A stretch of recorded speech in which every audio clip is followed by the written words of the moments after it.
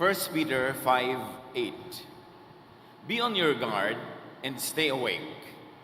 Your enemy, the devil, is like a roaring lion, sneaking around to find someone to attack. Kailangan ang mananampalataya ay laging maingat, nagbabantay, dahil tumitiempo lang ang kaaway upang siya ay salakayin. Ang pag-aaral natin, nababaunin natin sa buong bagong taon para lalo tayong maging bukas ang mata, nagmamadiyag. Temptation. Tukso. Ano nga ba talaga ang mga uri ng tukso? Salamat, Panginoon, dahil kayo'y Diyos na mapagmatyag, mapagbantay, at kami lagi niyong ginaalalayan, ginagabayan, tinutulungan.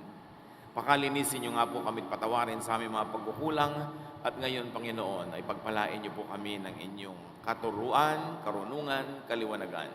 We seek you. Father, be our speaker. Preach to your people. We ask in the name of your Son, Jesus.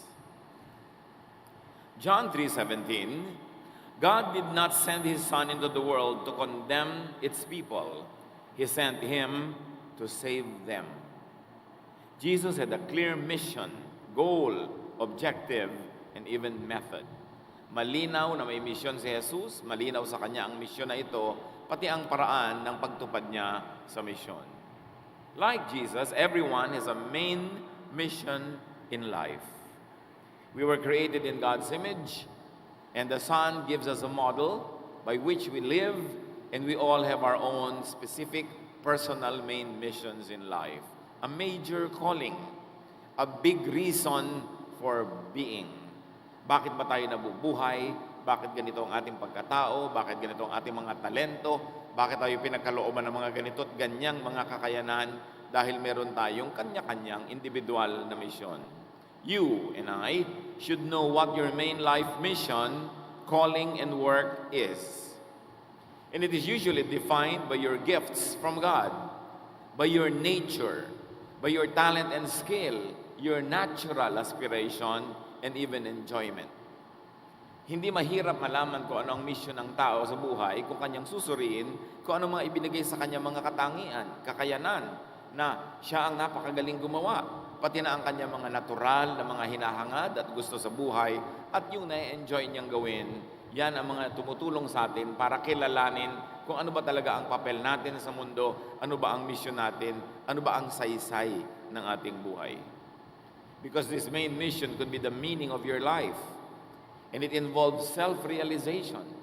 Nilikha tayo ng Diyos para matupad ang Kanyang kalooban sa atin at matupad din yung niloloob natin para sa ating buhay na Diyos ang nagtanim sa ating puso.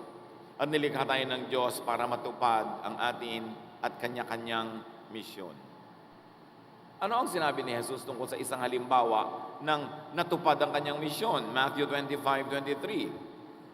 Wonderful, his master replied. You are a good and faithful servant. I left you in charge of only a little, but now I will put you in charge of much more.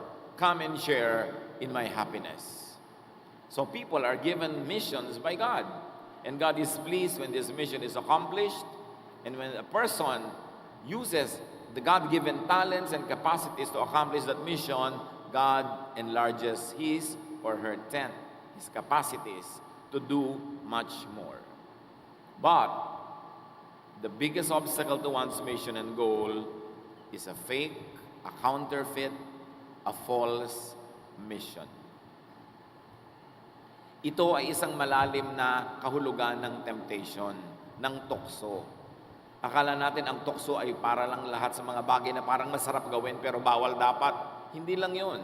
Ang isang malaking temptation o tukso ay yung mahumaling ka, magkagustong humabol sa isang misyon na hindi naman pala talaga yun ang misyon mo sa buhay.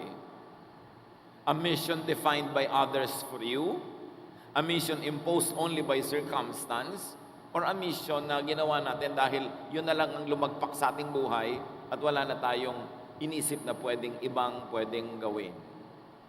Ipinapanganak tayo, lumalakas, tumatanda, humihina ulit, nababawian ng buhay, pero ang lahat ng yun ay dapat may kahulugan. May pinuntahan ng buhay, namunga tayo ng dapat ibunga, nakagawa ng dapat gawin, nakaambag sa mundo at sa kapwa, ng mga dapat nating iambag at tumanggap mula sa Diyos at sa kapwa ng mga dapat nating tanggapin.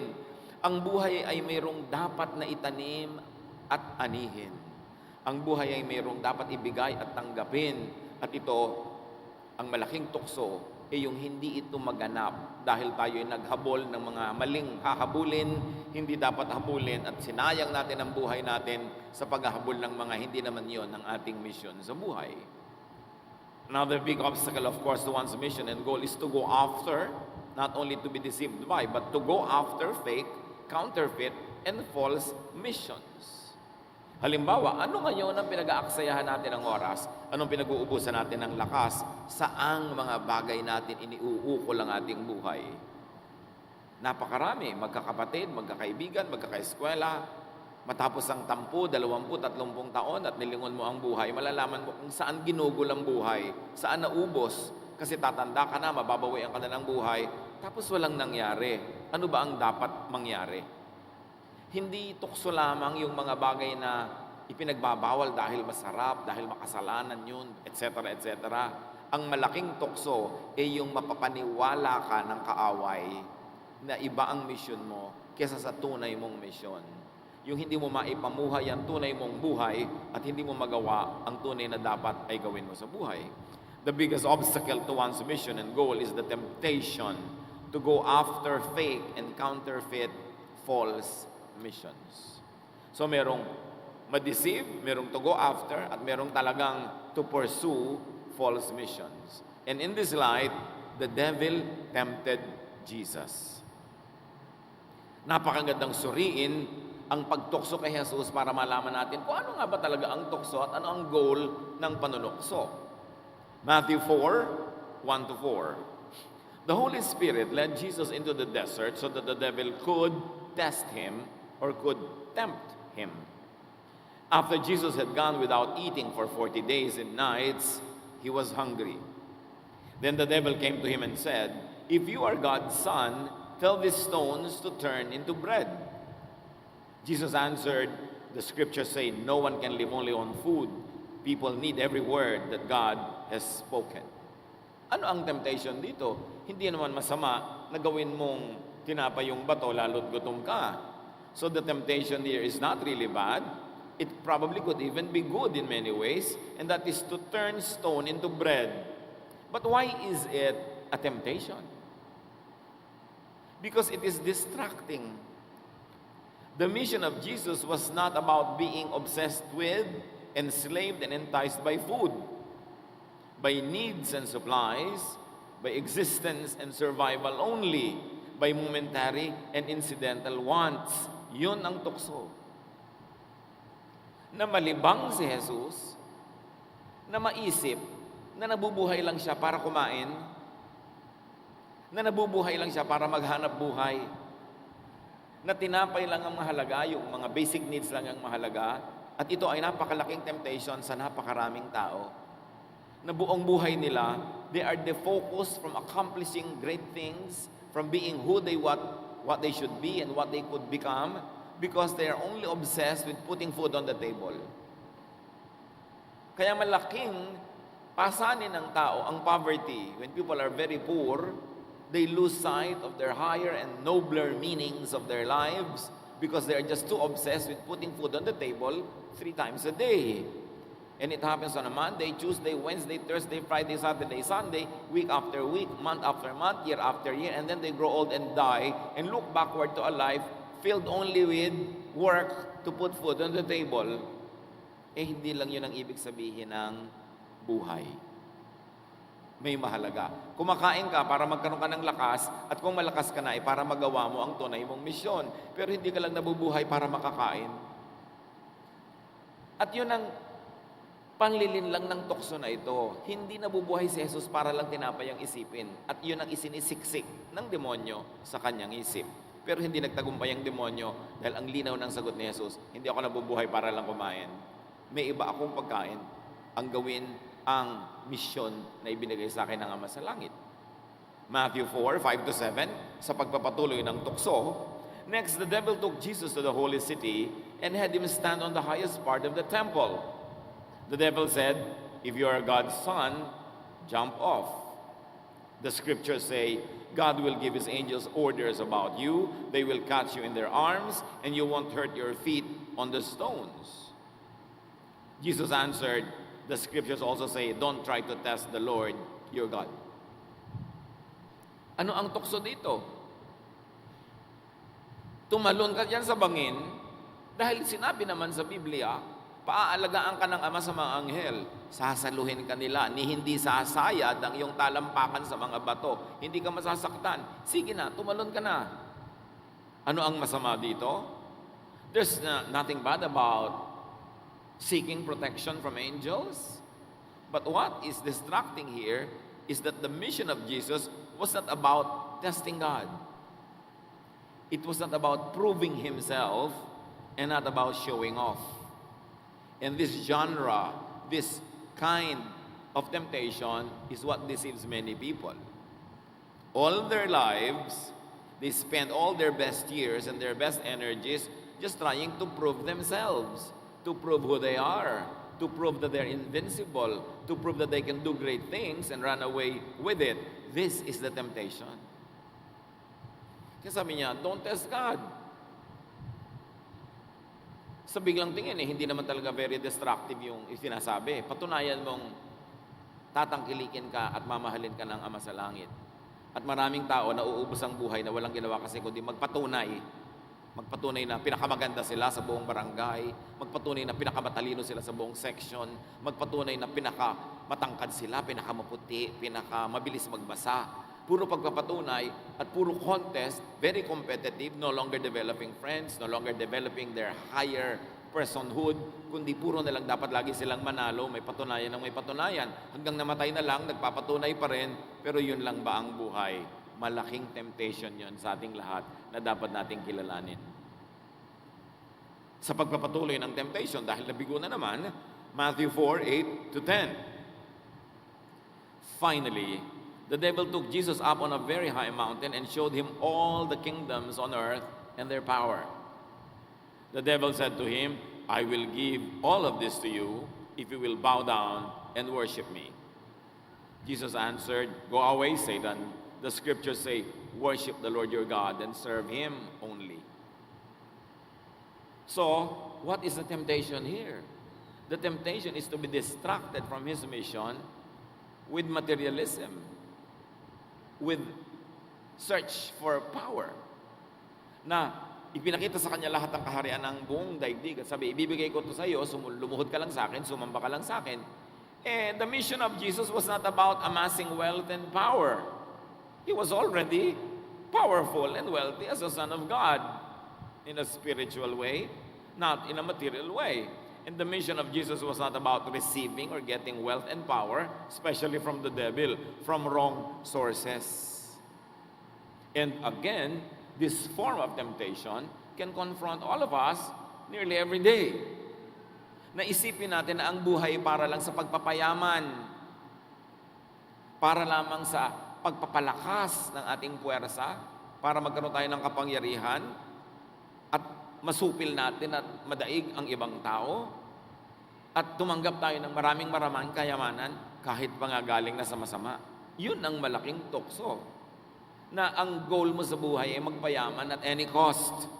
Maging makapangyarihan at any cost. At marami mga tao, ang buong buhay nila ay ginugugol nila sa pagpapayaman. Mayaman din naman at mahirap, namamatay din. Tinatablan din ang sakit yung mayaman, katulad ng mahirap. Pero kung ang pagpapayaman mo na lang ginawa mo sa buhay, to the point na sa demonyo ka na humingi, sa kanya ka na tumatanggap, gumagamit ka na ng masasamang paraan sa pagpapayaman, yun ang malaking temptation. Nabigo ang mga temptation na ito. Matthew 4:11, then the devil left Jesus and angels came to help him. Ano ngayon sa atin ang temptation na yan? Jesus is the model by which God's people are to live. Like Jesus, people have to know their mission. What is your mission? When you know your mission, you will not be hindered by daily mundane problems. Pag alam mo kung bakit ka nabubuhay, nalalampasan mo ang mga pagsubok, nalalampasan mo ang mga hirap dahil meron ka malaking goal. In the absence of big things, small things become big to small minds, to minds that do not know their mission. But when you know your big mission, small things will remain small in your life. They will not be able to hinder you from accomplishing great things, especially great spiritual things. Pero pag wala kang malaking misyon, ang liit na bagay, minamalaki mo na. Pag wala kang malaking misyon na ang pagsasama niyo mag-asawa ay pagandahin, pasarapin, patibayin, maliliit na problema lang, pinag-aawayan niyo na. Kasi walang malaking bagay na pinagtutuunan kayo ng pansin. Sa buhay natin, pag walang malaking misyon, madali tayong bumigay, madali tayong sumuko, madali tayong paghinaan ng loob. Kaya dapat alam mo ang iyong misyon. At sinabi na nga natin, paano ba nalalaman yan? Diyos ang lumikha sa'yo. Tingnan mo ang iyong sarili kung paano ka nilikha. Ano mga ibinigay sa iyong natural na mga katangian, kakayahan. Then for yun ang role mo sa buhay. Kung hindi ka binigyan ng great talent in math, hindi mo misyon na maging engineer, for instance. Kung binigyan ka ng great talent ng pagluluto, malamang na yan ang mission mo. Hindi yung pipilitin mo maging dentista dahil yung tatay mo dentista. Kanya-kanyang talento, kanya-kanyang karunungan, kanya-kanyang papel sa buhay. May assignment tayo. At pag alam mo yung assignment mo, nasa tama kang lugar, doon ka sasaya, doon ka magiging mabunga, at doon matutuwa ang mga tao dahil sa'yo. But when you are in the wrong place, your right place will be empty. Somebody will be forced to take your right place, leaving his or her right place empty. It becomes a cycle. That's why it is important to be clear with our mission in life. At ang mission na ibinibigay sa iyo ng Diyos, usually, ina-enjoy mo rin. Kahit nakapagod ka, nahihirapan ka, pero enjoy ang kalooban mo, enjoy ang iyong puso. Mission mo yun sa buhay.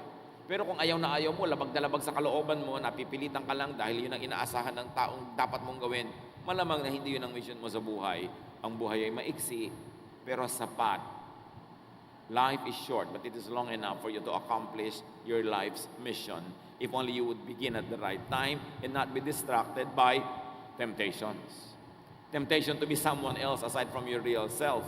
Temptations from pursuing missions that are not really your assignments. Importante na pag namatay tayo at humarap sa Diyos, ang katawan ng namatay, ang espiritu ay patuloy na nabuhay at pumunta doon sa kabila, makaharap tayo at sasabihin ni Lord, great work, good accomplishment. You have done your assignment very well. Hindi assignment ng iba ang ginawa natin, yung assignment tuloy natin, walang ibang gumawa. Like Jesus, people have to identify and overcome temptations, which in this case we define as false, fake, counterfeit missions and goals, ambitions, and preoccupations. At isa na dito, food,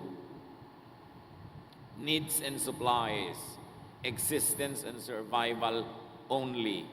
God did not create you only for you to be existing and surviving. You've got to go beyond that because we have a great calling. We are made in the image of God. Kaya dapat nating labanan ng kahirapan at karokhaan. Dapat tayo magsikap, maging mabunga para kung tayo may kinakain na araw-araw, hindi na yun maging problema natin at harapin na natin ang tunay na mission natin sa buhay. Hindi isang kahig, isang tuka. Hindi yan ang kalooban ng Diyos para sa kanyang mga anak. We've got to be financially independent. We've got to be fruitful enough. Because once we have enough, then we can focus on the higher aspirations and missions of life. Maraming buhay ang nauubos at nasasayang tuloy sa paghahanap buhay lamang. Wala nang ginawa hanggang mamatay kundi naghanap buhay na lang. Hindi na nakagraduate mula doon sa isang kahig, isang tuka level. Hindi na tuloy na-develop ang mga talent, ang mga karunungan, hindi na nagawa ang mga mahahalagang dapat gawin sa buhay. Isa pang tuksong dapat nating kilalanin, yung laging to test God, to prove Himself, and to show off. Tukso yan, tulad ng ibinibigay kay Jesus. Maraming buhay ang nauubos at nasasayang tuloy sa pagpapasikat lamang. Wala na lang gusto lagi kundi magpasikat.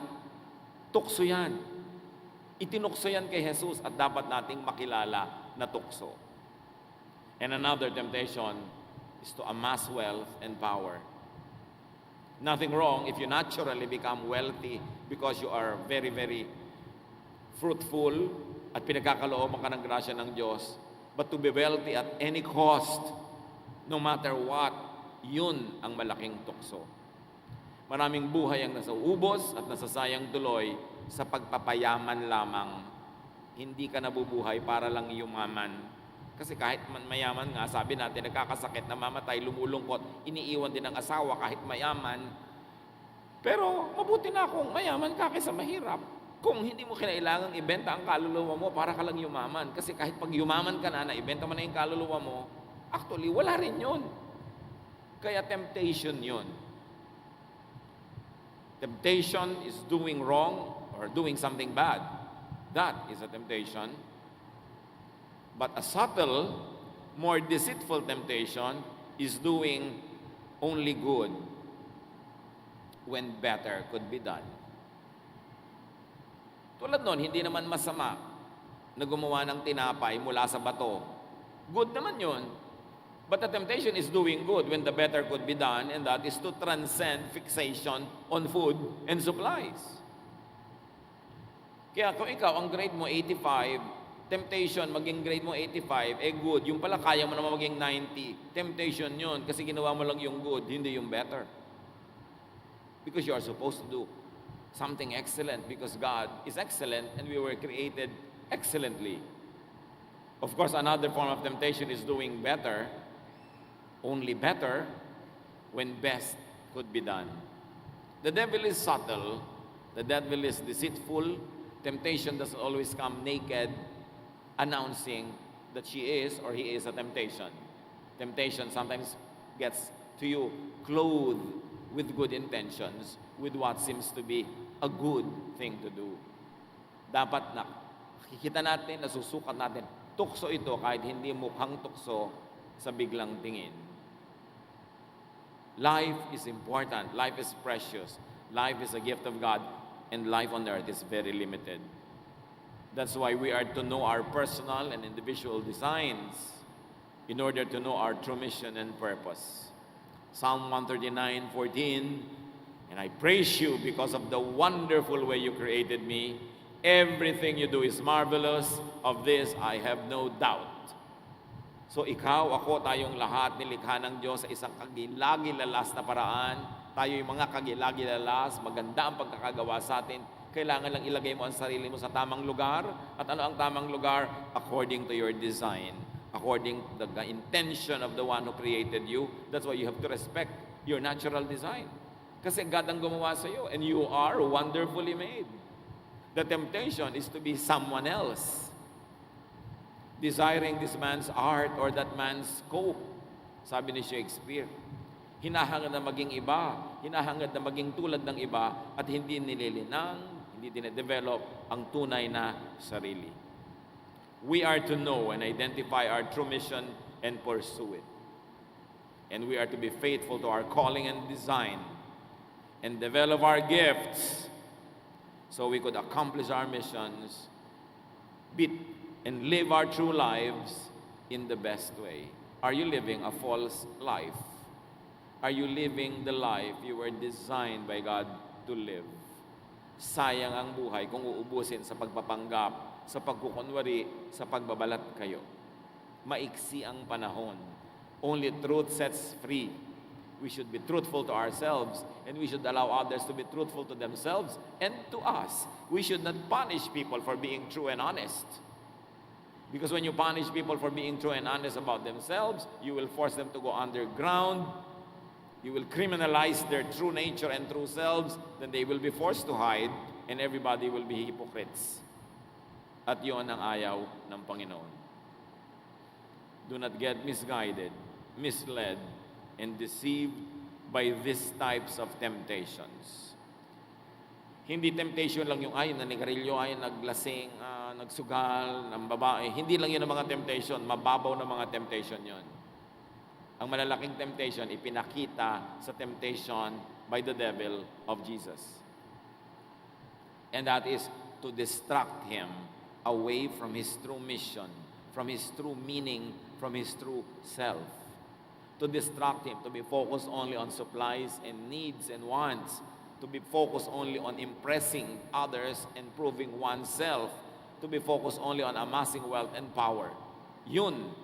At maraming forma nun, maraming mga itsura nun, maraming detalye yon na pwedeng mangyari sa ating buhay na dapat nating suriin. Do not get deceived on what temptations really are, because a temptation could be very, very cunning and very, very deceitful. Ama namin, ituro mo sa amin maging mapagmatsyag, mapag-aral, mapanuri, para makita namin kung ano-anong paraan kami dinadaya ng kaaway, sinasalakay at pinagtatangkaang sirain. Ipakita mo sa amin ng malinaw kung paano kami nilikha, ano ang misyon namin, base sa pagkakalikha mo sa amin, para ang maiksing buhay na ito, maipamuhay namin ng may kahulugan, may katuturan. Think about these things, ponder these things, pagbulay-bulayan natin, sumandali, at baunin natin sa pagharap sa maraming mga linggo, araw, buwan, taon, na hindi tayo padadaya. Hindi natin sasayangin ang oras na ibinibigay sa atin ng Panginoon, but we will be what we should be, we will do what we should be doing, and we will not be distracted by such tempting propositions from the evil one. Lord, as your people bow before you and remain silent, let your voice be heard. Make this message personal to each one of us. Spend some time in quiet reflection.